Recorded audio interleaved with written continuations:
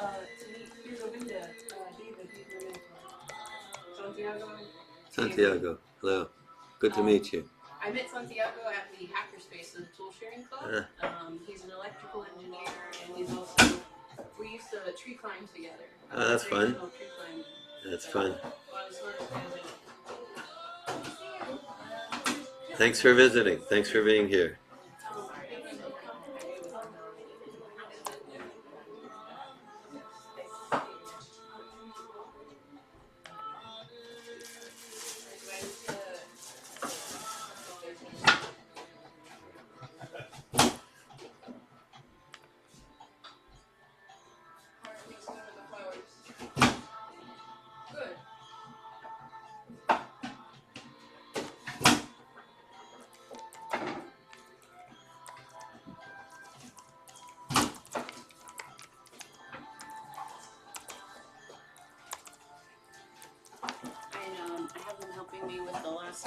I understand will make a lot of noise. After this, it should be a lot more quiet.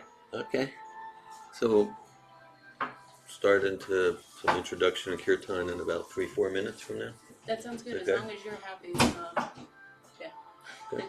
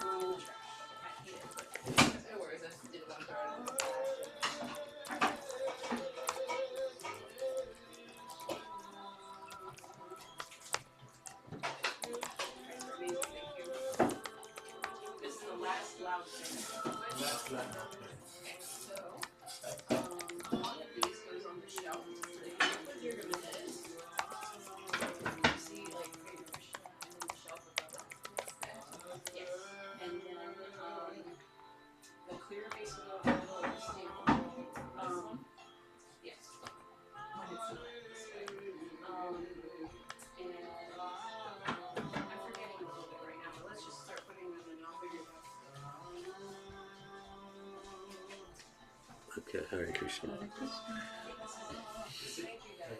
You want to make yourself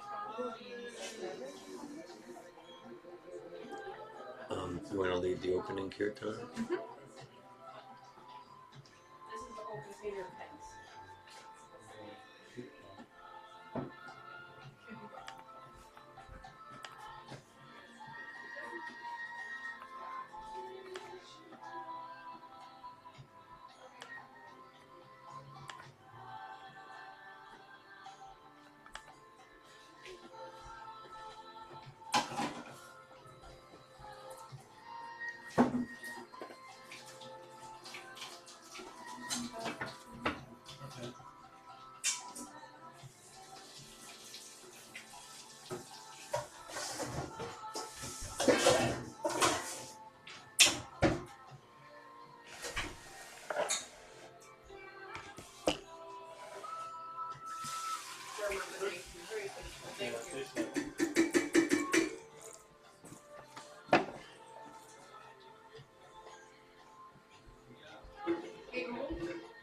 Hey Google, stop playing. It's like a person you talk to it.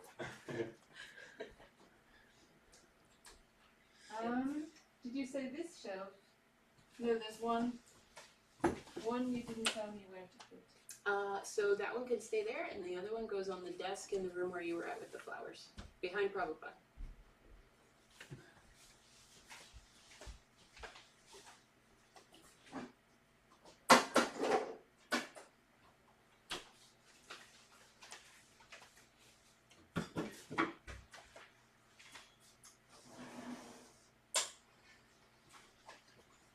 Do we start the Kirtan? In about a minute, let's start. So I prepared what places the instruments. Yeah, do we have instruments? Yes. I see a mridanga. Is there a harmonium around? Here. Anasuya, Hare Krishna. Hare Krishna. And our drum player, I can't remember your name. You know what the drum? Why did I think you were a drum player? Maybe you should pick up the drums. That could be fun. Yeah.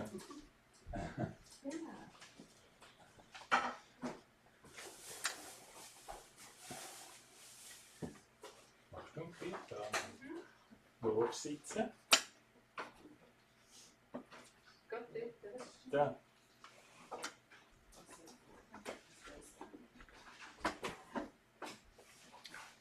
Da hast du das Tisch wählen. Yeah. Show me the timer. 4 seconds remaining. Or John now please. Okay. Okay, so let me show you were Let's go into kirtan.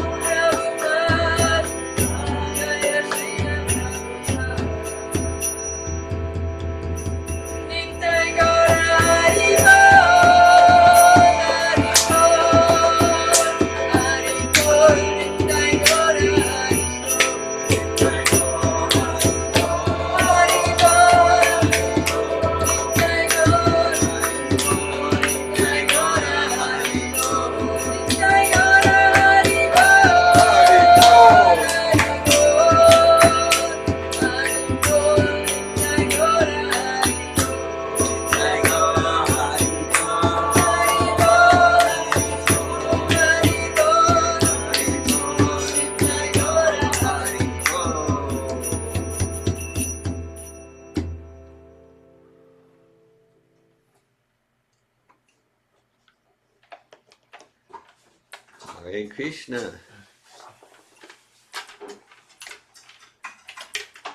Thanks for joining us in Transcendental Sound Vibration. Transformational Transcendental Sound Vibration. Hare Krishna.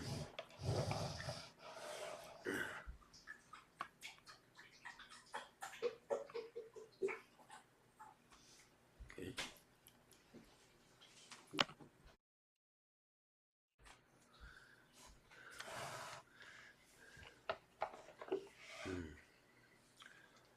Welcome to this Bhakti Yoga Enlightenment Program, Krishna Consciousness Enlightenment Program here at the ashram of bhaktin Rosa in Gainesville, Florida.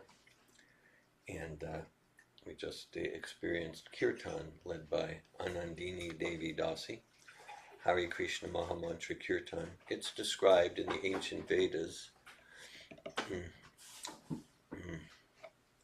Kalardoshe Nide Rajan Astev Kamadguna Kirtanadeva Krishnasya Mukta Sangha Param Vrajat. That in this Kali Yuga, this Kirtan is really the most recommended process for self-realization and for attaining the higher values and goals of human life. And, okay, so we're going to, next in our program, we're going to discuss some philosophy from this ancient literature, Bhagavad Gita as it is. And here online there's Rukmini, George, and Danielle. Hare Krishna. And so here there's Rosa, Paramatma, Nandini, Anasuya, Kristen, and Santiago. And Prabhu, what's your name? Neil. Neil? Welcome. Thanks for joining us, Neil. My name's David Wolf, also known as Dhira Govinda Das. Om Namo Bhagavate Vasudevaya. Om Namo Bhagavate Vasudevaya. Om Namo Bhagavate Vasudevaya. Om Namo Bhagavate Vasudevaya. Om Namo Bhagavate Vasudevaya. Om Namo Bhagavate Vasudevaya. So we're studying Bhagavad Gita as it is, chapter 18, entitled Conclusion, the Perfection of Renunciation. Bhagavad Gita has 18 chapters, so this is a text from the final chapter. Text 26. Okay, we'll start with the Sanskrit words responsively. Mukta Sango, Mukta Sango, Nahambadi, Nahambadi, Drityutsaha, Drityasaha, Samanvita, Samambita, Siddhya Siddhur, Siddhyasyur, Nirvikara, Nirvikara, Karta, Karta, Sattvika, Sattvika, Uchyate, Uchate, Mukta Sango Nahambadi, Mukta Sangha Nahambadi, Drityutsaha Samanvita, Drityasaha Samambita, Siddhya Siddhur Nirvikara, Siddhyasidhya Nirvikara, Karta Sattvika Uchyate, Karta Sattvika Uchate, Mukta Sango Nahambadi, Mukta Sangha Nahambadi, Drityutsaha Samanvita, Vidyutsaha Samanvita, Siddhya Siddhur Nirvikara, Siddhyasidhya Nirvikara, Karta Sattvika Uchyate. Karta Sattvika Uchate, Mukta Sango Nahambadi, Mukta Sango Nahambadi, Vidyutsaha Samanvita, Drityutsaha Samanvita, Siddhyasidhya Nirvikara, Siddhya Siddhur Nirvikara, Karta Sattvika Uchate, Karta Sattvika Uchyate, Mukta Sango Nahambadi, Mukta Sango Nahambadi, Drityutsaha Samanvita, Drityutsaha Samanvita, Siddhya Siddhyo Nirvikara, Siddhya Siddhur Nirvikara, Karta Sattvika Uchate, Karta Sattvika Uchyate, Mukta Sango Nahambadi, Mukta Sango Nahambadi, Saha Samanvita, Drityutsaha Samanvita, Siddhya Asiddhya Nirvikara, Siddhya Siddhya Nirvikara, Karta Sattvika Uchate, Karta Sattvika Uchyate. Mukta Sango Nahambadi, Mukta Sango Nahambadi, Utsaha Samvita, Drityutsaha Samanvita, Siddhya Siddhya Nirvikara, Siddhya Siddhur Nirvikara, Karta Sattvika Uchate, Karta Sattvika Uchyate. Mukta Sango Nahambadi, Mukta Sango Nahambadi, Driti Utshaha Samunita, Drityutsaha Samanvita, Sahi Asadyor Nirvikara, Siddhya Siddhur Nirvikara, Karta Sattvika Uyache, Karta Sattvika Uchyate. Mukta Sangha, Mukta Sangha, liberated from all material association, liberated from all material association, Anaham Body, Anaham Body, without false ego, without false ego, Driti Utsaha, Driti Utsaha, with great enthusiasm, with great enthusiasm, Samanvita, Samanvita, qualified in that way, qualified in that way, Siddhi, Siddhi, perfection, perfection, Asidhyo, Asidhya, failure, failure, Nirvikara, Nirvikara, without change, without change, Karta, Karta, worker, worker, Sattvika, Sattvika, in the mode of goodness, in the mode of goodness, Uchyate, Uchyate, is said to be. is said to be. Translation. The worker who is free from all material attachments and false ego, who is enthusiastic and resolute, and who is indifferent to success or failure, is a worker in the mode of goodness. Purport by His Divine Grace A.C. Bhaktivedanta Swami Prabhupada. A person in Krishna consciousness is always transcendental to the material modes of nature. He has no expectations for the result of the work entrusted to him, because he is above false ego and pride. Still, he is always enthusiastic till the completion of such work. He does not worry about the distress undertaken. He is always enthusiastic. He does not care for success or failure. He is equal both in distress or happiness. Such a worker is situated in the mode of goodness. Om Gyanatimirandasya Gyananjana Shalakaya Chakshuranmilitam Yena Tasmai Shri Gurave Namaha. Shri Chaitanya Manobhishtam Stapitam Yena Bhutale Swayamupa Kadamayam Dadati Svapadantikam.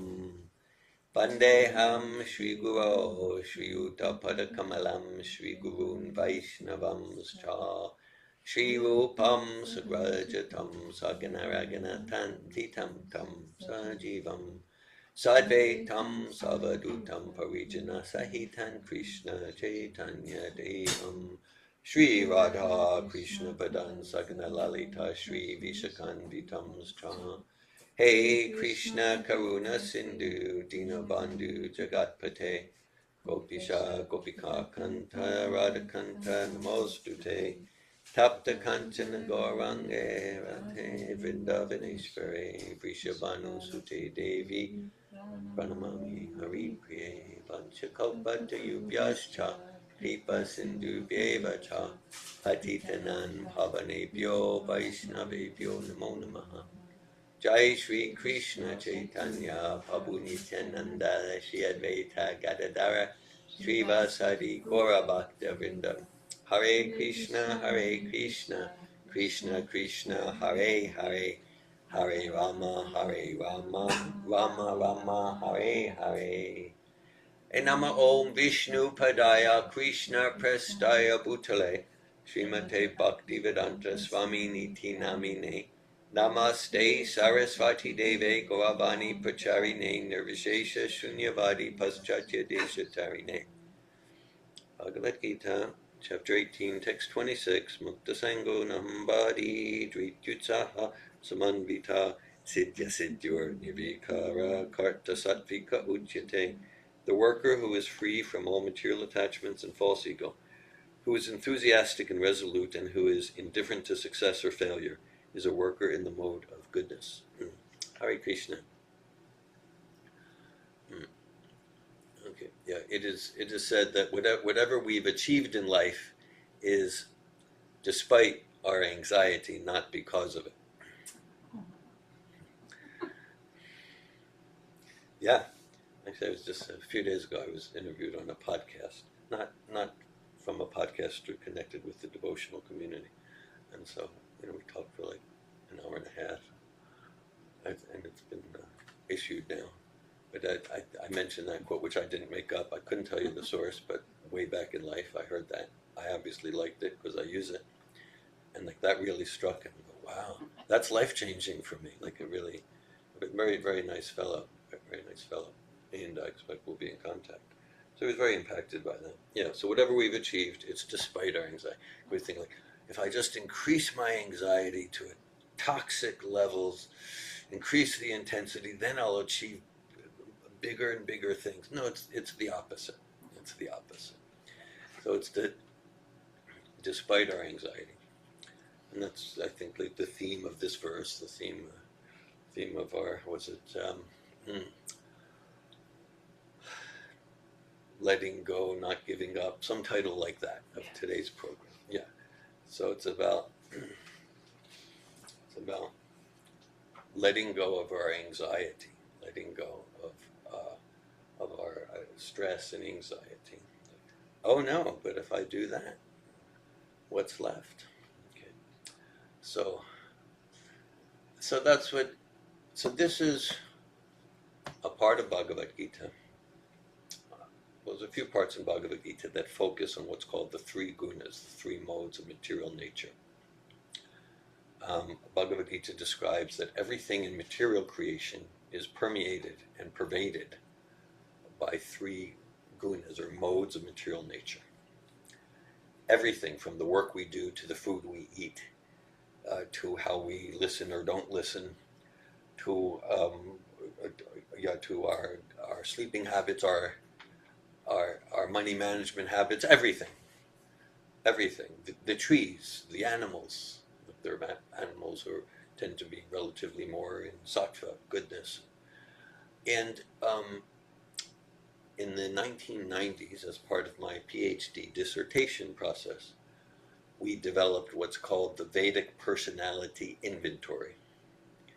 So it's a personality assessment tool based on this psychology from the ancient Vedas, from literatures like Bhagavad Gita and Srimad Bhagavatam. Just like some very common, popular personality assessment tools in psychology are things like the Minnesota Multiphasic Personality Inventory, the Myers-Briggs, the Myers-Briggs Type Indicator, MBTI. That was back in the 90s. And the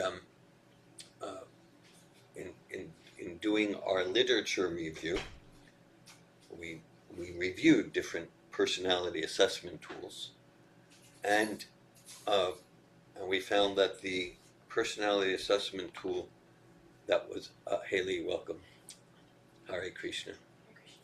We found that the personality assessment tool that is most similar philosophically to Bhagavad Gita is the MBTI, the Myers-Briggs Type Indicator. And it just so happens, I think it's still true, but it was definitely true there in the 90s and early 2000s, the world headquarters for MBTI happened to be Gainesville, Florida, of all places, right there around 13th Street and 29th Avenue. It was the world headquarters of the Myers-Briggs Type Indicator. Yeah. So it was no accident. The MBTI looks like a little bit similarity to the ancient Guna psychology, because MBTI it's derived from Jungian psychology, and Carl Jung, I believe, was a Swiss psychologist. Swiss psychologist. So Carl Jung, he studied the Vedas closely, so he borrowed a lot of what he got, and then the MBTI is based on his work. And so when we set out to develop the MBTI, when we set out to develop the VPI, the Vedic Personality Inventory, one of our professors, really my major professor, his name is Neil Abel. I'm still in contact with him. And he said, well, yeah, how come you want to do this? And the response I gave is to develop an empirical basis for happiness. An empirical basis for happiness.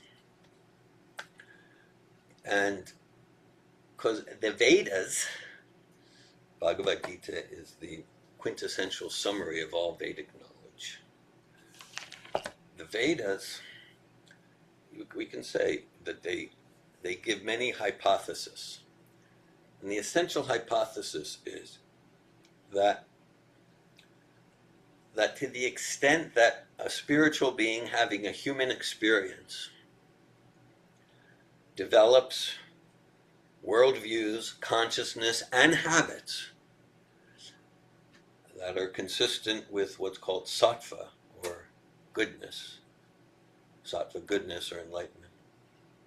The name of our institute, Sattva Tov Institute. So Tov, maybe you've heard the term Mazel Tov.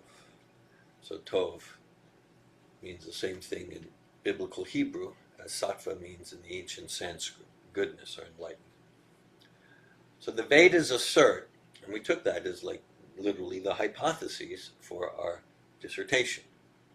The Vedas assert that in all areas of life, to the extent that one develops sattvic habits and consciousness and worldviews and thought patterns, that's going to correlate with happiness, satisfaction, fulfillment, peace, inner security, vitality, freedom, all those experiences that we're searching for.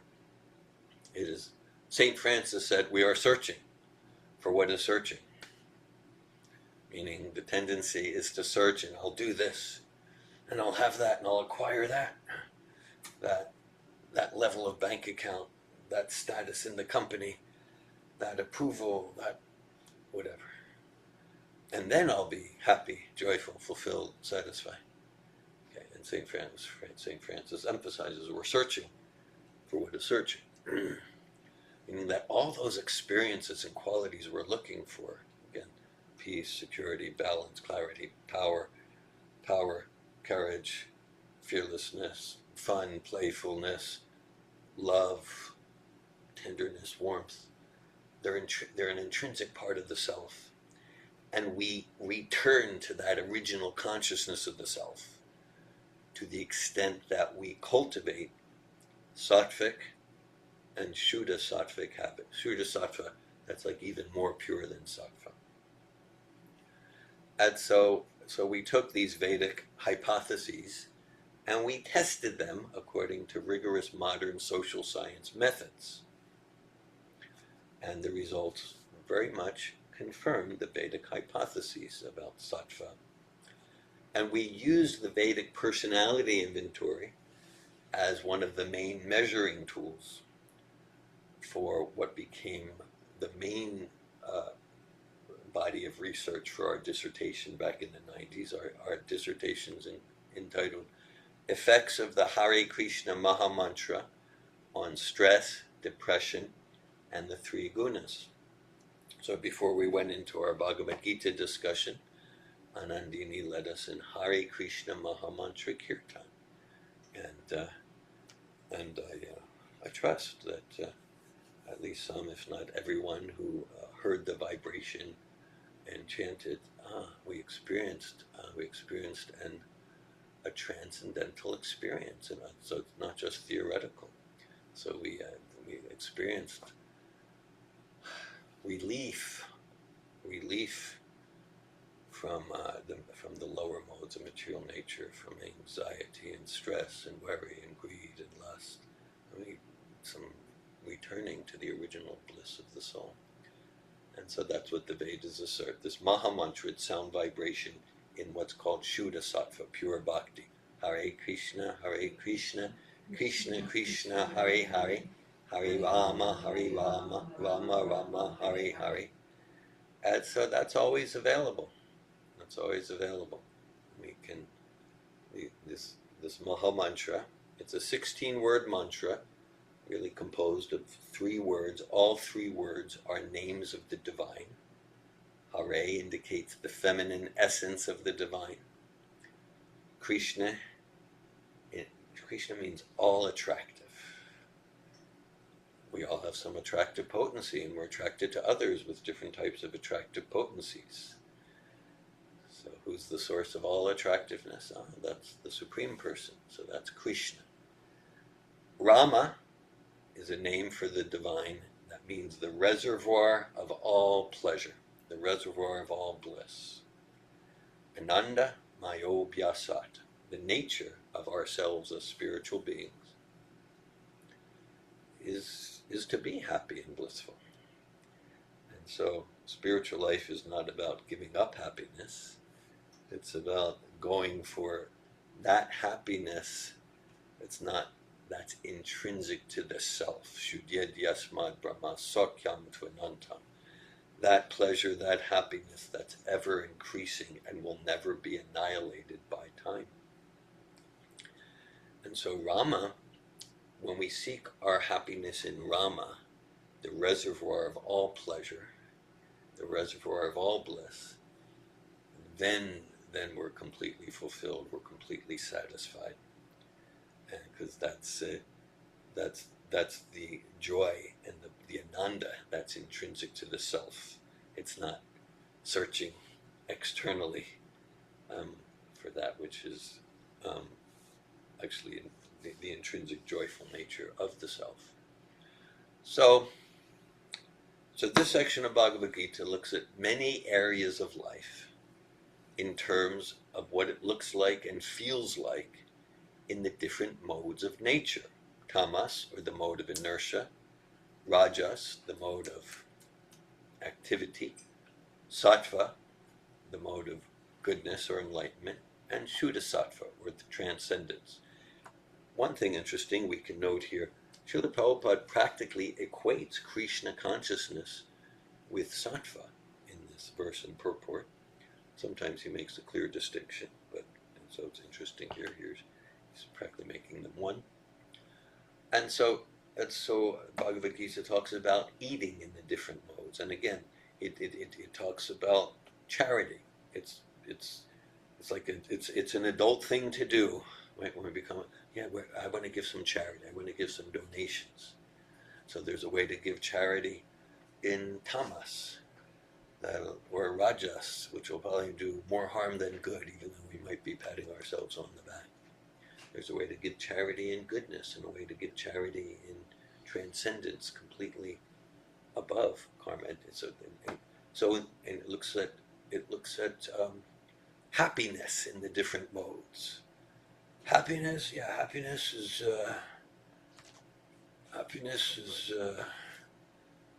drinking a few beers and watching the game. Okay, so there's a happiness there. So that might be happiness in tamas, or happiness in rajas. It might be some immediate gratification for the senses, but a few seconds later, a few days later, a few years later, it causes more misery than actual happiness. Okay, right? Like it's the other morning, was it?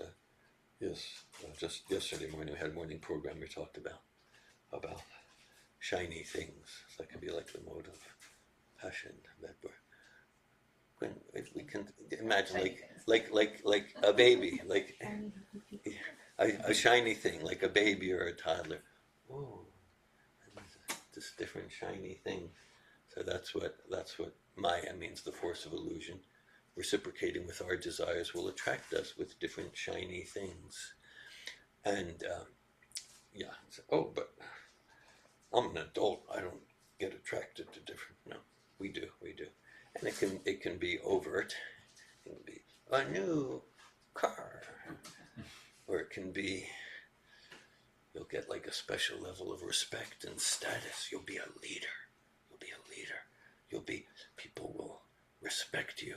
And, it's a shiny thing. Okay, it's a shiny thing. And then there's happiness in goodness, and happiness in transcendence. So this series of texts talks about worker. We all do work, so that we can work in tamas, in rajas, in sattva, and in shuddha-sattva. So I'll read the verse again. The worker who is free from all material attachments to false ego, who is enthusiastic and resolute, and who is indifferent to success or failure, is a worker in the mode of goodness. So that worker in the mode of goodness means so free from anxiety. Now we can mistakenly conflate, we can mistakenly confuse. Well, if I'm not in anxiety, it means I don't care. This is a key distinction. No, this is deep caring, with full enthusiasm, full inspiration for the service. And whether it's a service in a relationship, whether it's a service in a business, whether it's a service in any area, in publishing a book, whether it's a service in any area of life, any area, in health and fitness. Full enthusiasm and with non-attachment to the result. Because we can think, but that gets to the original quote, right? Whatever we've achieved, it's despite our anxiety, not because of it. Now, if I have anxiety, so this is talking about that growth edge combination, spiritual growth edge combination, full enthusiasm, 100% commitment, and non-attachment to the result. So it's full caring, deep, compassionate caring, heartfelt, full participation, non-attachment to the result. But without attachment to the result, how can I get my attachment to the result? That's like rajasic. And kind of like, oh, I don't even care. Okay, then that gets tamasic. Okay. So, Srila Prabhupada defines enthusiasm as endeavor executed with intelligence. Endeavor executed with intelligence. Okay, so enthusiasm doesn't necessarily look like rah-rah cheerleader. It could look in that way. It's very grounded, very grave. Endeavor with my intelligence fully engaged. Okay, and so, all right, so full enthusiasm, full joy, full spirit, full participation, full commitment, and non-attachment. See, it actually goes together. It can seem contradictory, but here's the thing. If I'm personally, materially attached to the result, then that attachment, that's going to get in my, because let's say things are not going the way I would want. Sometimes happens in life. Oh. Yeah. Shock, surprise. But trust me. Okay. So, all right. So let's say things are not going the way I would want in whatever area. And again, maybe it's health, fitness, relationship, spiritual practice, family, residence, career, finances, whatever life area. Things are not going. Then let's say I go into discouragement because I'm attached to the result. Okay, then that discouragement, that anxiety, that stress, that shame, that disappointment, that resentment, that's going to get in my way of continuing in the next moment, in the next day, in the next year, with full 100% participation, enthusiasm. See, that's how the attachment gets in the way. Or even let's say, hey, things are going nice. Let's have a party. Let's celebrate. And then the elation of that can also become a distraction from being steady.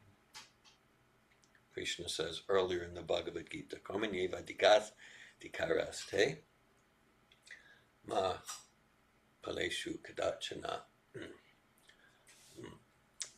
Yes, ma pala karma hetur bor. Mate Sangha Stakarmani. He says to Arjuna, so you get to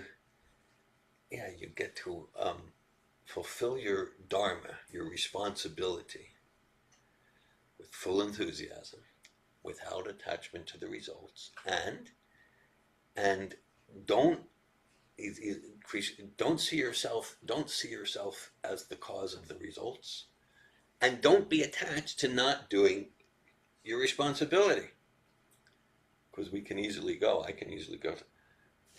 well, if I'm not the cause, if I'm not going to get the credit, what's even the point? What's even the point? There's a quote by an author named Thomas Wolfe, as far as I'm aware, no relation.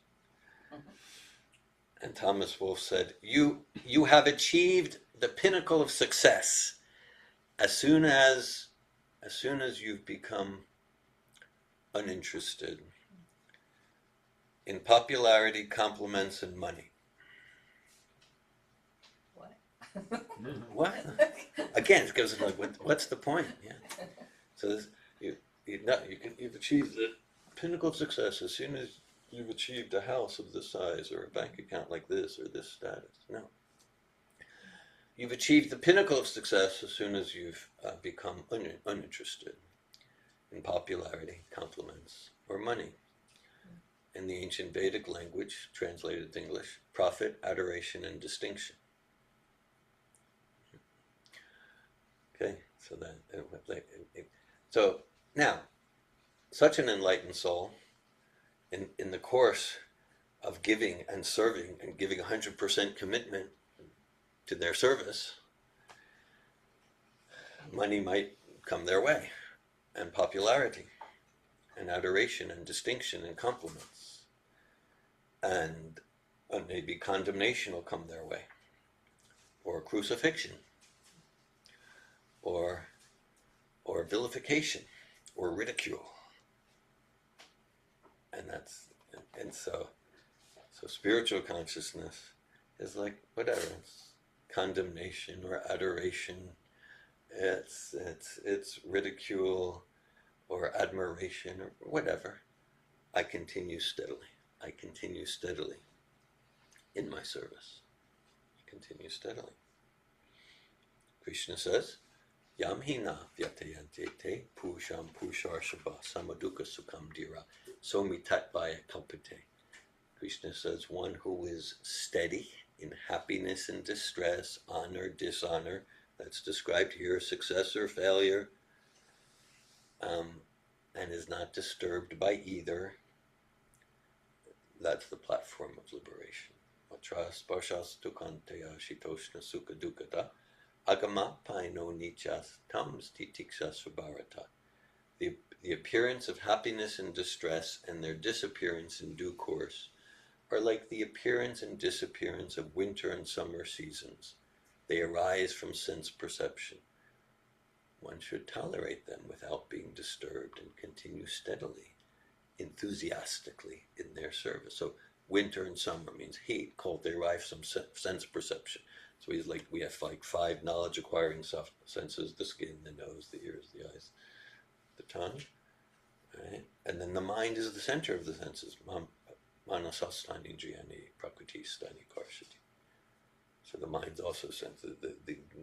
And so there's the subtle senses. So this like simultaneous enthusiasm and non-attachment, it's not easy.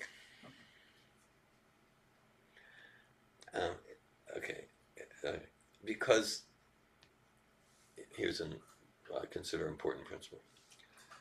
To the extent that we misidentify the spiritual being we are, spiritual being that inhabits the body, as a basic analogy borrowed from Bhagavad Gita, Bhumira pona lova yukamana buddhir evacha ahankara ityame bina prakritirastada.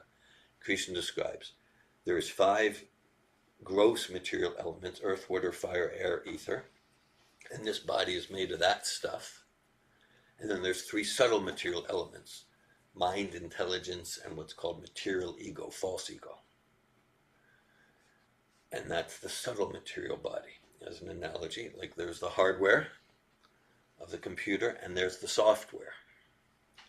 I'm not the hardware, I'm not the software. I'm the operator of the computer. I'm the operator of the computer. And we use the hardware and software. And so to the extent that I'm in illusion and delusion, the core illusion, because we can talk about, really there's no possibility of real happiness as long as we're maintaining impurities. There's true purity of desire. It goes along with genuine happiness and joy. And so as long as we're maintaining and the root source of all impurity is misidentification of the irreducible quanta of consciousness that is actually me with the temporary material body, with the temporary material body, because we're eternal beings full of cognizance and bliss. And if I'm identifying with this, then I'm going to be in anxiety and I'm going to be attached. I can do different mental gymnastics. Just be detached. Be detached. Here's the thing, and this might seem contradictory to the past 20 minutes. Our nature is to be attached. Our nature is to be dependent. No, independence. Not going to happen. Our nature is to be attached and dependent. Our choice, we can choose to be attached to matter or attached to spirit. To the extent that we're directing our unavoidable propensity for attachment to spirit, then that's liberation. That's spiritual. Then we're liberated from the push and the pull of the material modes of nature, of our own mind. I need the approval here, or I need to be adored over here for my sense of identity and self-worth. Then that's, attached to matter. My net worth equals my self-worth. And so I need to accumulate more shiny things. She's in agreement. Like jewelry. Yeah, there you go. Yes. I need to accumulate more and more shiny things. And then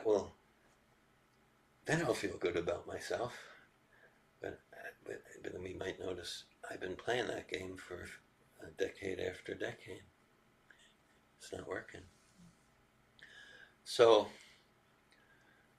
okay. So as long as we're misidentifying the atomic unit of sentience, that is the operator of the computer, with the hardware or software, we're going to be in anxiety and we're going to be attached, desperately attached.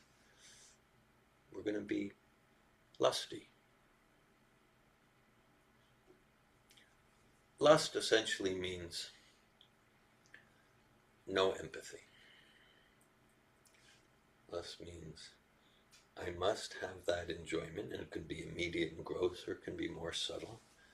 Like I must have that status. I must have that recognition. I must have that. I must have people understanding me. I must have that profit. I must have that immediate gratification. And I don't care what others feel, even to achieve the desire I might pretend to care.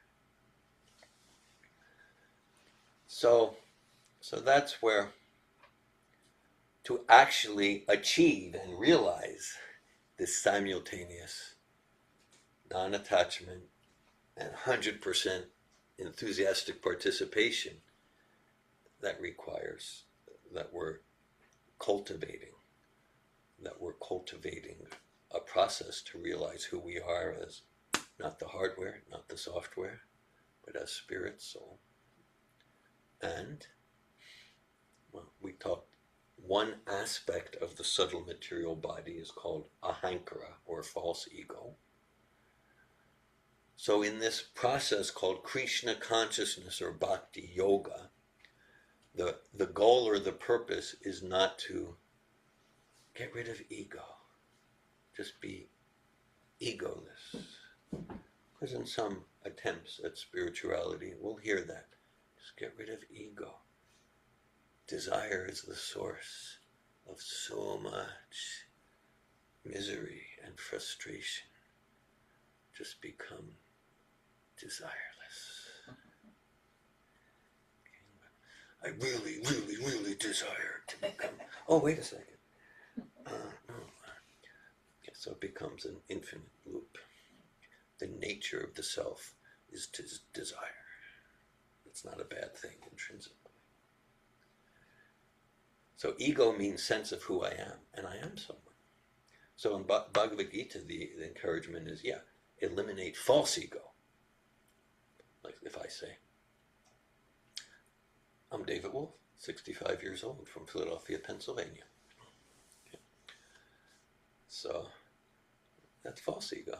That relates to designations, a name and a location and an age related to the body. And I'm not this body. And this is like relative, temporary truth. So real ego, a real sense of who I am, I'm not this body, I'm spirit, soul, I'm servant of God, I'm servant of Krishna. Krishna is a name for God. I'm servant of the Supreme Person. Realizing that and acting according to that. Okay. Realizing who I am as not the body, spirit, soul, servant of Krishna. Then that's transcendence. That's liberation. That's a relief. That's a relief. Because the toxic is anxiety. And it can go back and forth. Toxic anxiety, because I intensely need this, because that's related to, I want the gratification, I want the ego gratification, I want the popularity and the compliments and the adoration and the distinction and the specialness and the specialness. And this is all about this. Bhagavad Gita is like, in one sense, we're not special, but like there's trillions of stars in the sky, not special. But each star brightens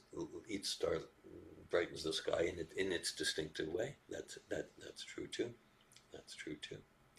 And so this is about putting God in the center, and it's the art and science of how to put Krishna in the center. Krishna again is a name for God, and so this is a science of self-realization, a science of reawakening our original love for God. Nityasiddha Krishna Prema Sajika Bunoi Travanadi Shuddha Chitte Karye Udai. Love of God, love of Krishna is eternally situated in the hearts of all living entities, including us. And it's awakened through this process of hearing and chanting Bhagavad Gita, Mahamantra, Hare Krishna, Krishna Krishna, Hare Hare, Hare Rama, Rama Rama, Hare Hare.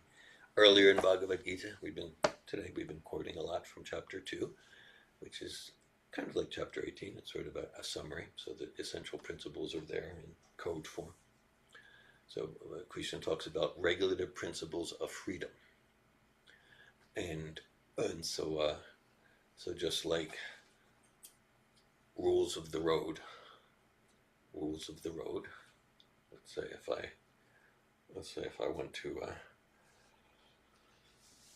Let's say if I want to drive from here to Orlando, but I think today I'm just in a mood that like I'm going to drive on the left side of the road because I'm free, I'm independent, and for me today a red light will mean like go real fast. I'm detached from the result. And yet detached from the result, right? And the result might be I'm in a hospital, the body's in a morgue, I got $20,000 of debt for reckless driving, etc., etc. Okay, so we can understand like, no, that's not freedom. Paul Salo, he gave a quote. Actual freedom is the capacity to commit to your highest good. So it's like, so I'm committed to the rules of the road. And that's so repressive and oppressive. No, it's freeing. I'm committed, right side, green light, go, red light, stop. I'm committed to the rules of the road, and I'm glad that others are too. That frees us to achieve our destination of Orlando or Atlanta or wherever we're going. So similarly in true spiritual life, there are rules and regulations that free the spirit to shine, free from anxiety. Not free from anxiety because I'll take so many drugs that I'll just forget everything. And maybe that doesn't last very long. Because then there's the next morning, and then things are even worse than they were yesterday because I just anyhow.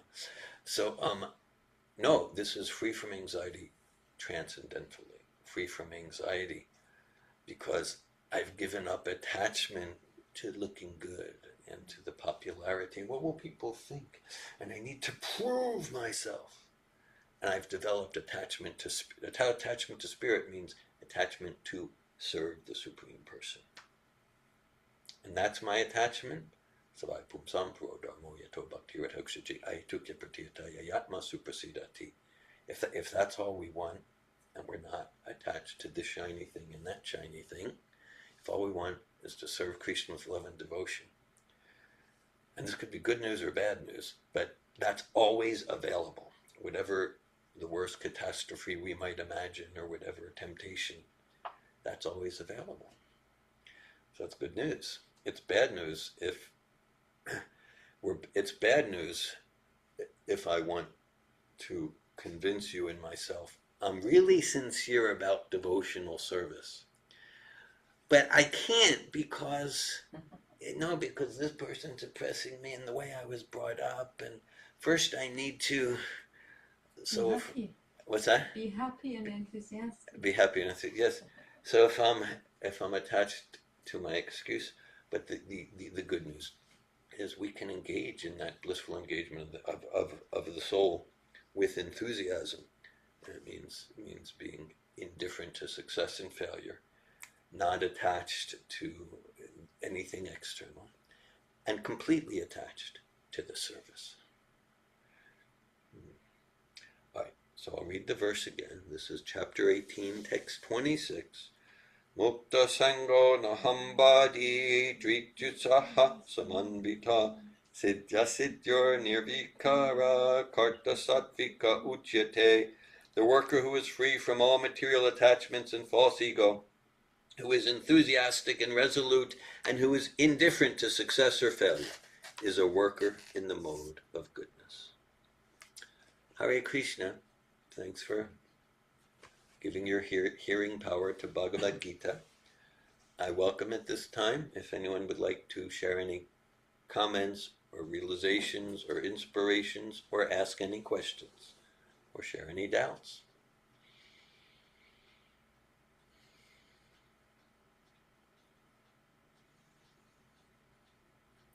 Rosa. Thank you for class, Govinda. I felt very acknowledged and seen when you were like, executing endeavor with intelligence, enthusiasm, despite circumstances. It's not easy. Okay. That's all. Yeah. You appreciate that I acknowledge that reality. And I described this to you the other day, but for the benefit of the group, letting go of how we think things should be, whatever's going on in our illusion. I experienced like a grief process with that. So, Maple the cat. yeah. So what am I trying to say? Whenever I'm endeavoring and things are other than what I thought they would be, if I let go of that expectation, I suffer at least 95% less from it being different than what I thought it should be. But before I can let go, I'm experiencing that I go through a grieving process of like denial, like, no, this should be this way. And then, okay, it isn't, right? And I feel loss. And then there's acceptance. And through acceptance, I have compassion and can like allow it to be what it is. But I go through this arc, and I'm not very good at it. I'm not saying I do it all the time or that I can, but I just wanted to convey that my experience of this has been that it's a grieving process of letting go. Thanks for sharing. Just like a grieving process has stages, and stages could be over the course of years, or the course of 10 seconds. True. Thanks for that. Hare Krishna, Maple the cat. Hare Krishna. I'll just say this verse reminds me that I want to not have the responsibility. Yeah. then it's easier to say, oh, I have to because Right. of the circumstances of, pleasing this person, or, I do that with family members all the time, and then it's so unsatisfying, and so it just, this person's saying there's no excuse, there's really no excuse, and to take a look at that, and, I'd rather just say I can't because than to take responsibility that I'm not willing to, or it's not in alignment for me. So which is more difficult and more honest. Correct. Yeah. It's hard to be honest with myself first, and then express it to others. Thanks for sharing, Anastasia. Mary, in this verse and purport, you're getting to look in the mirror and see where you're encountering yourself honestly, where there's a propensity for deception. So, this is philosophy, and I appreciate your approach to Bhagavad Gita. I endeavor that when I'm reading Prabhupada's books, including, of course, Bhagavad Gita, like, okay, here's the philosophical principle.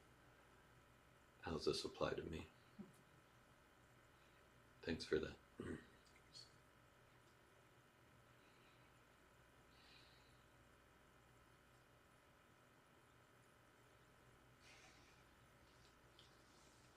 I experienced this class as very grounding and soothing. Like I've been experiencing a lot of anxiety last days, and just all that you shared felt like, as I was listening, I felt like although I have heard all of it before, but because of my experience of anxiety, I was listening with new attention, I really want to absorb. I want my consciousness to absorb this information, and then there was this disentangling happening of my anxiety. I can see there's a desire here for something, and here's an attachment to a result, and here's this happening, and it just felt very like my nervous system calmed, listening to this class. And this morning I was reading or singing some of the songs, the prayers by the saints. Yes. And the songs, I just opened the book, and the songs were all about praying for mercy, praying for relief from distress. So I find that a beautiful combination of getting relief through knowledge and also getting relief through prayer. Like praying for mercy, for grace, for this soothing energy this to balm, come this over me. yes. Soothing, nurturing, healing. Yeah, and just hearing again and again, we're servants of God. Okay, that's that That's simple truth. It's transformational. It's liberating. yeah.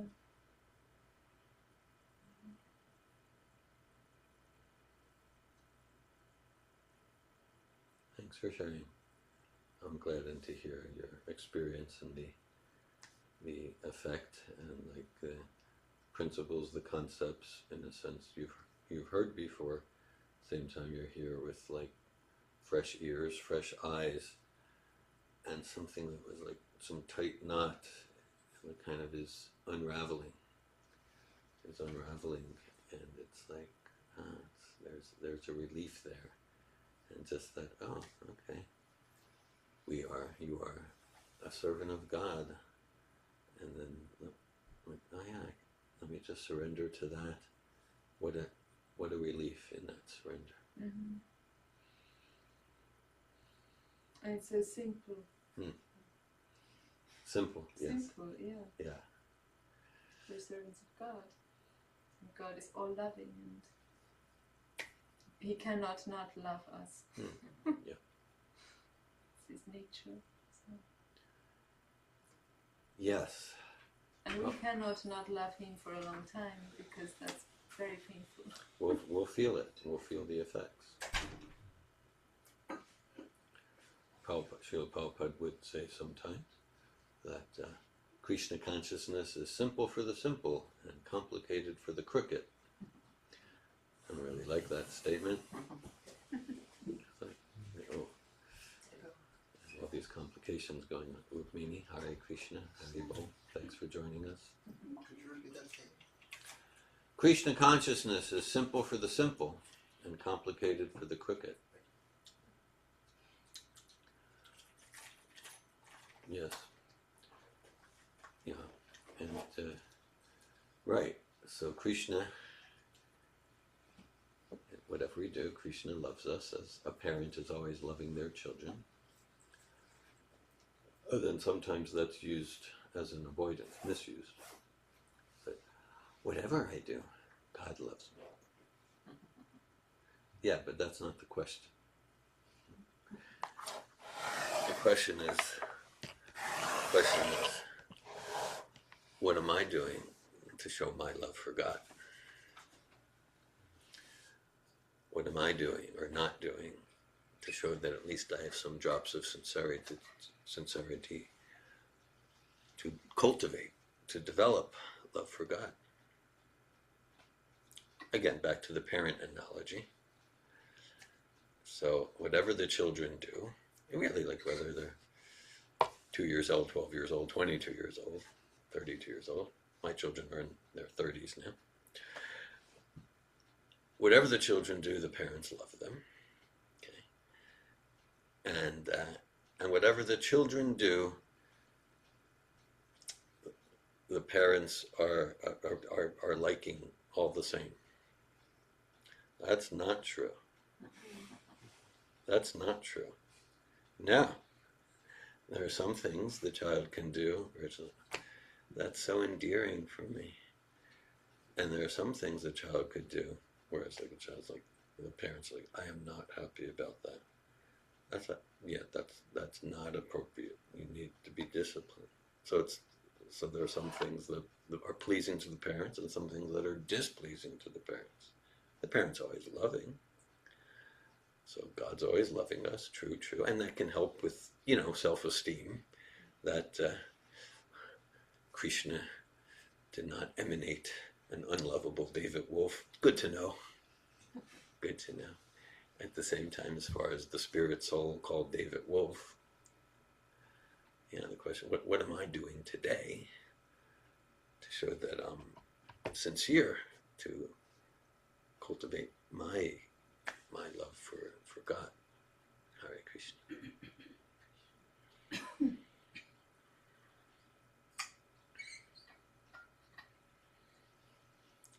Anything else at this time? Rosa. But my ears perked up when I heard you say, and what lust is. Okay. And then I heard a lack of empathy, and I was like, oh. Yeah. And That wasn't the response you were hoping for. I didn't expect that. You weren't expecting it, yeah. And I'm just thinking of every time I've been in either interpersonal relationships, or just within an interaction within a situation, and I have an attachment. The reason why that hurts is to realize that I've been dealing with people without empathy when I have attachments in the interaction. Yeah.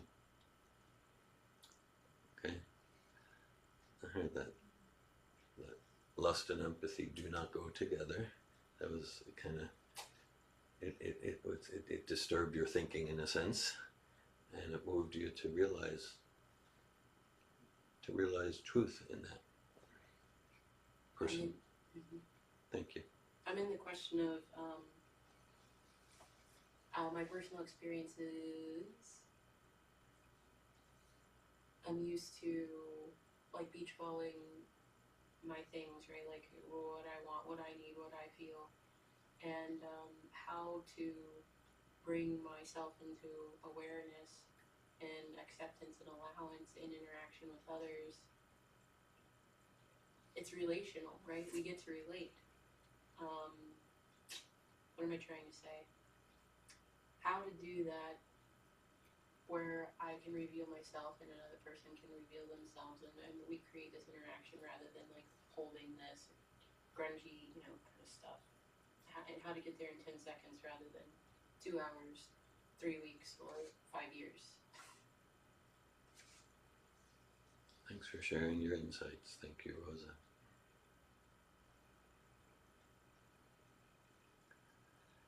Santiago.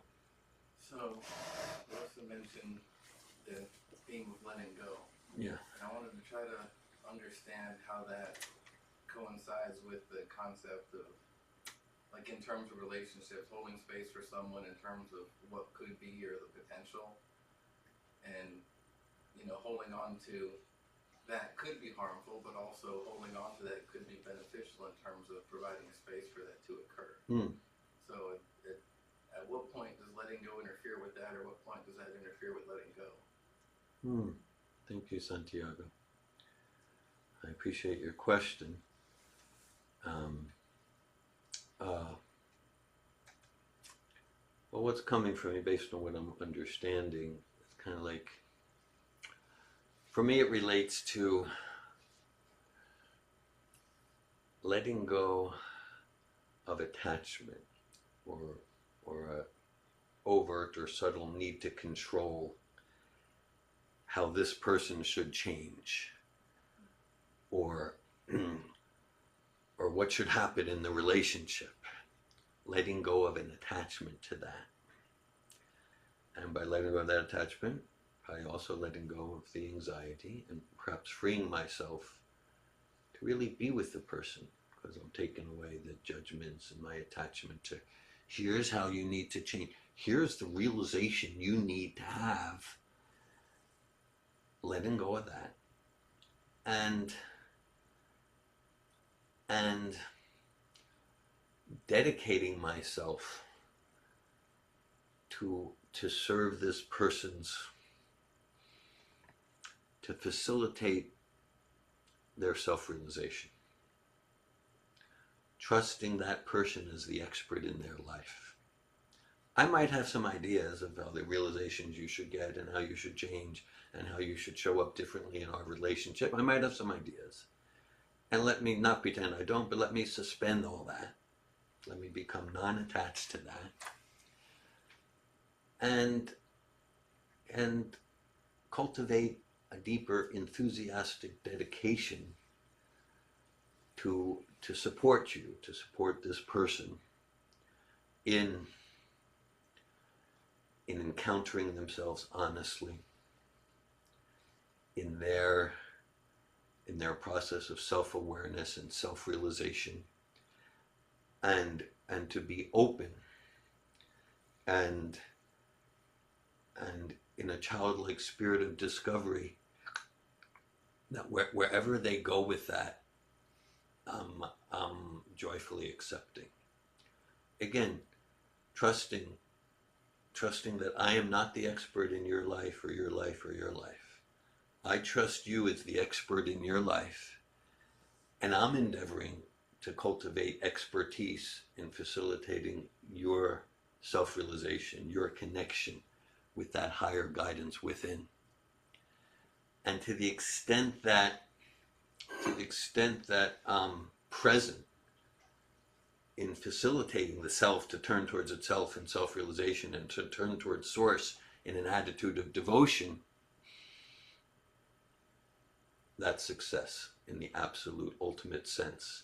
And that might unfold in that person changing exactly the way I wanted them to change, or not. And my process is letting go of the emotional attachment to the form of how you need to change. That's what comes to me.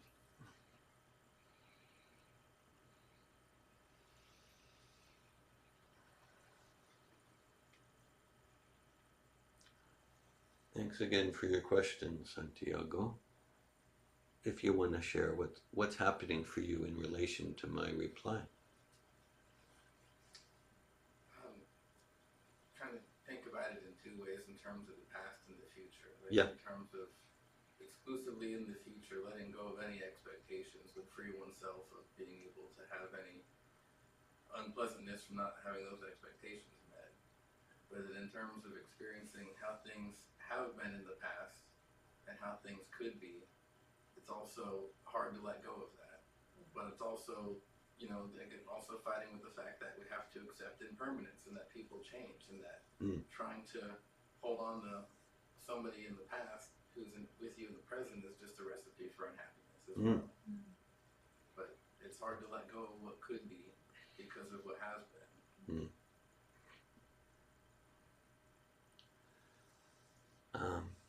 In what you just said, I'm perceiving deep wisdom. I appreciate. I'm perceiving truth spoken eloquently. There's a saying from a literature from a few hundred years ago by Krishnas Kaviraj Goswami. He said, essential truth spoken concisely is true eloquence. So I experienced your wisdom expressed eloquently. Yes, like I said, yeah, that. So the nature of everything in material existence is impermanent, and to whatever extent I'm attached to something staying the way it would be, staying the way that it was, I'm setting myself up for hurt, disappointment, and resentment. And this, the enthusiasm spoken about in this text, the non-attachment, for me that intimately relates to what I hear you're sharing, to that acceptance, not resignation. Resignation implies stuck, oh well, too bad. Acceptance as a joyful platform for continued inspired growth. Acceptance that the nature of the material, Krishna says in Bhagavad Gita, this whole world, it's a temporary place. Like even whether it's an empire that lasts for a few hundred years, in the context of the eternality of the soul, the few hundred years, it's not even in an eye blink. Yeah. Yes, and so Ubayur Abhidrishton Tas Tvanios Tattvadarshi be, that seers of the truth have concluded that of the non-existent there is no endurance, and of the existent there is no cessation. Nasato vijate bhavo na bhavo vijate sata. So even impermanence, we can think in terms of relationship. Oh, this person's changed, but this table is impermanent. The carpet's impermanent. We say, oh, because like in a million years it won't exist. Yeah, but even like it doesn't exist in the same way as a second ago, right? It's just, it's a solid table. Well, in no sense, that's just the illusion of our perception. It's made of atomic and subatomic particles that are colliding, like if we really deconstruct it. These bodies are not permanent. They're going to die within 30, 40, 50, 70 years. Yeah, but even that, the bodies that we were inhabiting when we walked through the door of Rosa's ashram are not the same bodies we're in now. This is true, chemically, physiologically. Right? So everything material is impermanent. And so to in any way depend on that which is impermanent for our happiness is a recipe for disappointment. And so permanence, that's the spirit soul. Spirit soul is deathless, never dies. Avinasi jitavidi sarvamidam tata vinashama vyasyasya nakaschit kartumav arhas. So the spirit soul, the supreme spirit soul, and devotional service, that's permanent. There's no cessation. And the encouragement in this text is to direct our propensity for attachment to that which is permanent, and that's a source of ever deepening joy.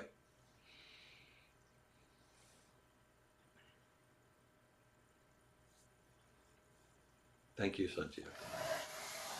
Something that's coming to me related to what you shared of letting go in relationships, like when a person changes or leaves or is not the way I'm used to them being or that I want them to be. I'm thinking of my relationship to my children. So we have 2 children, and so they change constantly, and sometimes they change in a way that I'm really happy and joyful, and sometimes there's a change which causes like some distress for me, and I need to adjust or guide them, and a big part of me, for me, is to continue to support them, is that I also grieve, that I allow myself to be sad, that I grieve that they're gone. Like the way they were is they've changed. They're no longer 5 and 7 or 10, and to grieve. And for me, it's a big grief. And when I allow this to happen, I'm freed again to meet them how they are and accept them as they are, love them as they are. So that's for me, that's part of the process, the grieving. Healthy grief. Healthy grieving, yes. Healthy grieving. Thanks for sharing.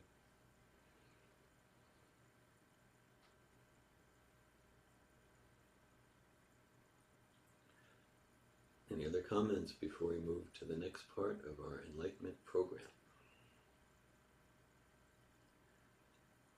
I had an experience of impermanence that I got to share with my son that was pretty fascinating. I went to an island in the middle of the Matanzas River just as it was coming out of the ocean. And as we're standing on it, you can feel the water pulling the sand off of one side, it's running by your feet and depositing on the other side. So nobody else is ever going to get to stand in that same place again. It won't even be in the same physical location. It's physically moving. All the grains are completely rearranged from one second to the next.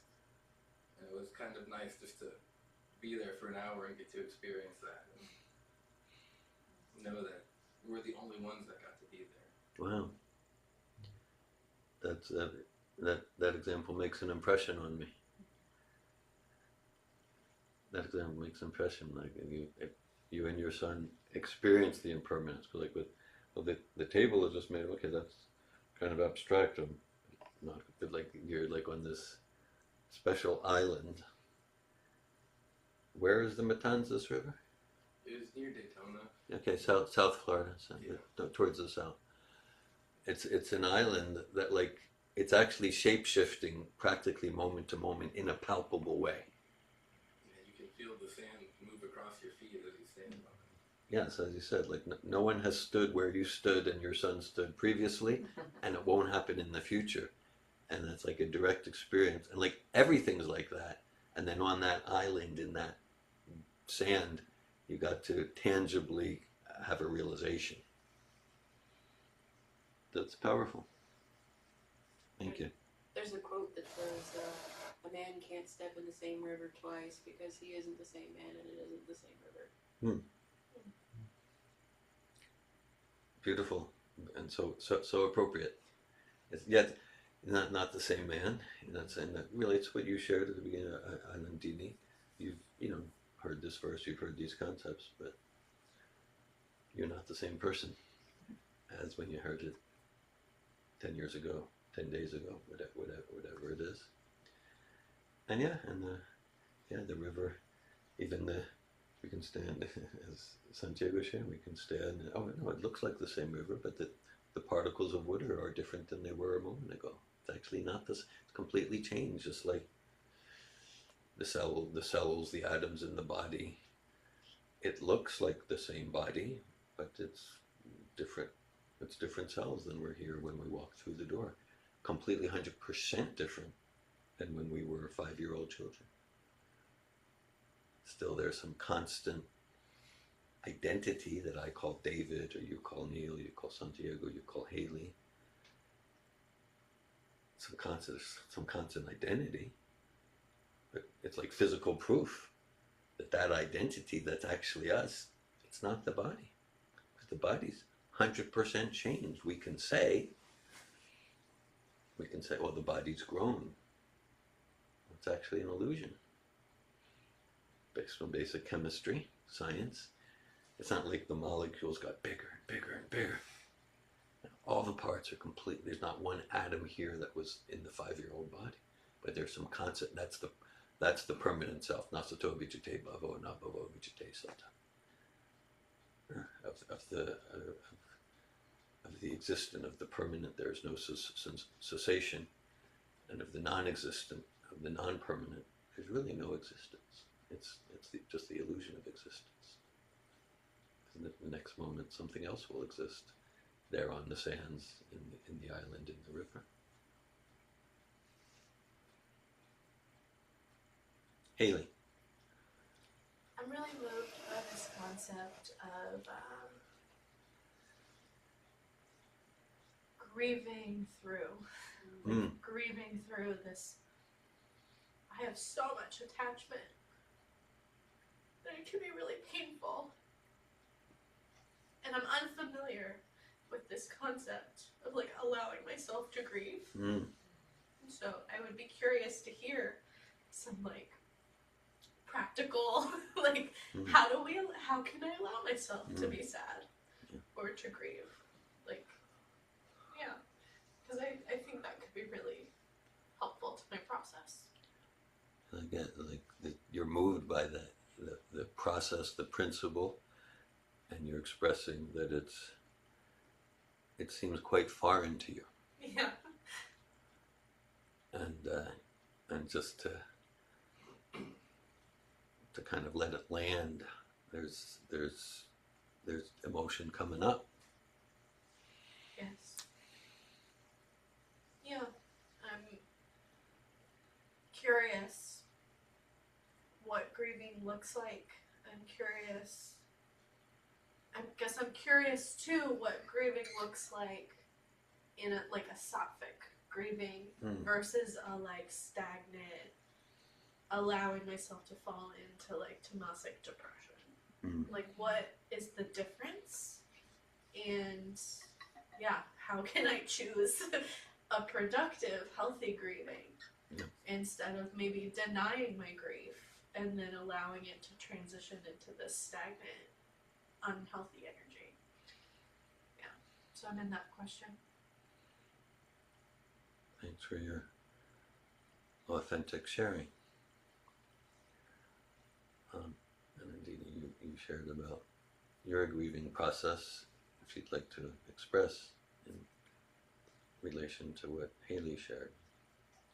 Okay, well, the short response is I go to my husband and I say, I need to cry. And then I start to cry. And he holds me and it's okay. And then, well, for me it was a process of, actually at one point I realized this process of waking up and, living consciously moment to moment, it's a process of dying. It's like, because constantly a part of me is dying. Something that I was used to and I was attached to, it's dying. And I noticed that this caused so much fear in me. Yeah. And then just accepting that, okay, like I really like this image with the river. I feel like I want to go and stand and have this experience of, okay, it's constantly changing and I'm still here, I'm still existing. And with that, it became something that I practice, and I notice when the grief becomes stagnant, and it's because I become depressed and and then I decide to grieve. I open up. I'm just open to be triggered to tears. I don't know if that's helpful. It's extraordinarily helpful. Thank you. Yeah, I'm really intrigued and touched by this concept of like every moment, even parts of me are dying. It's like every moment, every single second, nothing's the same. And that would be like the ultimate non-attachment to be in, like, because I notice even saying that there's parts of me that are attached to, like, oh no, like no. Yeah, there's so much attachment, so I really appreciate it. Thank you. You know, when I was very new, introduced to Krishna consciousness, I saw a short, like an interview. Someone made an interview with a man shaved and, you know, with a drum, and in the background they were singing and dancing Hare Krishna. And this is the reporter. You said the reporter? Yeah. Yeah. He you know. He said, so what is your movement about? And he was shining, and they were dancing and singing, and he said, "We're preparing for death." I was like, "Oh, okay, wow." So and that woke my interest to learn more, because I was, you know, so scared of death, and I noticed how my fear of death was causing, you know, stopping me from living joyfully. And so I went, okay, they are joyfully preparing for death. What's this about? I want to understand. Thank you. Yeah, it's so interesting how I've been with people through death. Like I don't personally find myself afraid of my own death. What scares me more is like those moment to moment. Like, for some reason that, like, the idea, like that, sure, I don't know, for some reason I'm not finding that part difficult. Maybe because I've been with a lot of people through dying and have found it a really beautiful process. It's definitely the, like, moment to moment, things aren't meeting my expectations, things aren't what they used to be, or like I have this knowledge but it's not like maybe sinking in, or like, yeah, there's still this big disassociation between, like, I read the Gita, I can logically understand these principles, but it's not habits yet, it's not embodied, there's still so much of me resistant to it, and it's very painful. Those moments are what's most painful. Thank you.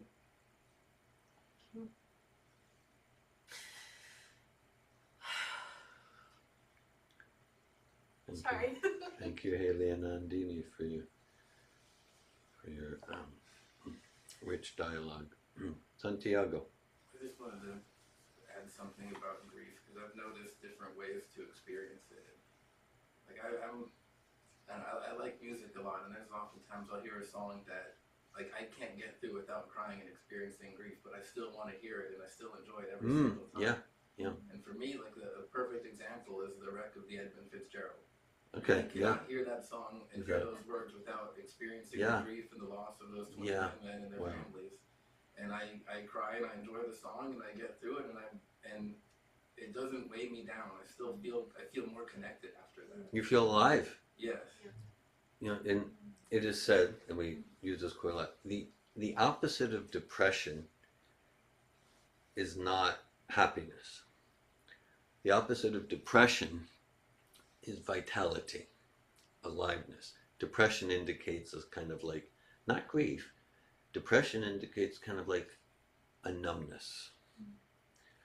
And so vitality, which means full of life, and a full life will be full of pain. It's reality. A full life will be full of pain and joy and affection and sadness and anger and connection and enthusiasm and just the whole range of human and spiritual emotion. And so what I'm getting, you know, from your sharing is like there's a quote by Tolstoy: to resist sorrows creates suffering. To resist sorrows creates suffering. And so whether we're experiencing the happiness of this event or the sadness, or we connect with real anger or the grief or like that, it's life.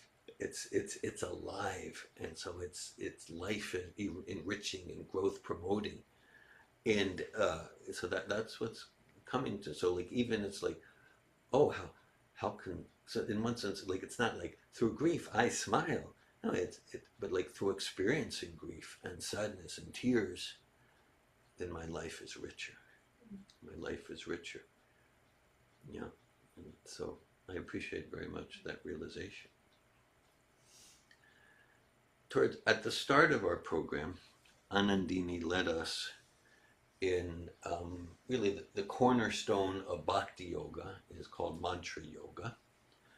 And she led us in mantra yoga in the form of kirtan.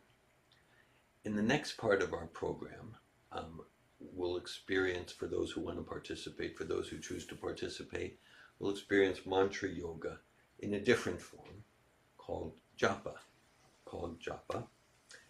And we'll explain what that is.